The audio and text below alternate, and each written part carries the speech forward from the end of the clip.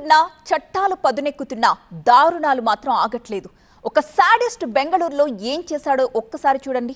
యువతుల్ని వెంబడించి అసభ్యంగా ప్రవర్తించి అక్కడి నుంచి పరారయ్యాడు. అయితే అతడు వెంబడించిన విజువల్స్ అన్ని కూడా సీసీ ఫుటేజ్లో రికార్డ్ అయ్యాయి. ఆ వీడియో వైరల్ అవ్వడంతో ఈ ఘటన దేశవ్యాప్తంగా దుమారాన్ని రాజేసింది. నిందితులనైతే అదుపులోకి తీసుకున్నారు పోలీసులు.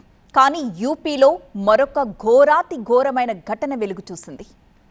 పవిత్ర క్షేత్రమైన వారణాసిలో గ్యాంగ్ రేప్ ఘటన ఆలస్యంగా వెలుగులోకి వచ్చింది. ఆమె 19 ఏళ్ల యువతి.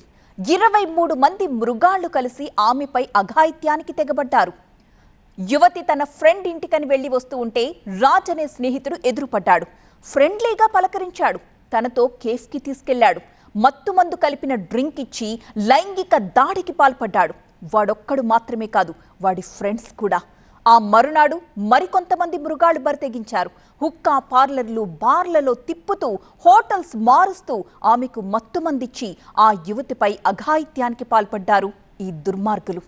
ఇంటి నుంచి బయటకు వెళ్లిన యువతి ఎంతకీ తిరిగి రాకపోవడంతో పోలీసుల్ని ఆశ్రయించారు ఆమె తల్లిదండ్రులు. ఏప్రిల్ 4న పోలీసులు ఆమెను ట్రేస్ చేసి కుటుంబ సభ్యులకు అప్పగించారు. తనపై జరిగిన అమానుష ఘటనను పోలీసులకు చెప్పలేకపోయింది ఆ బాధితురాలు. ఇంటికెళ్లిన తరువాత జరిగిందంతా పేరెంట్స్కి చెప్పుకుని బోరుమని విలపించింది. దీంతో వాళ్లు పోలీసులకు సమాచారం ఇచ్చారు. కొందరిని అదుపులోకి తీసుకున్నారు పోలీసులు. ఆరా తీస్తే మొత్తం 23 మంది మృగాళ్ల డేటా బయటపడింది. వాళ్లలో 12 మంది బాధితురాలికి తెలిసిన వాళ్లే. మిగిలిన 11 మంది వాళ్ల ఫ్రెండ్స్. గ్యాంగ్ రేప్ ఘటన వారణాసిలో సంచలనం రేపింది. నిందితుల్ని కఠినంగా శిక్షించాలంటూ డిమాండ్ చేస్తున్నారు వారణాసి వాసులు.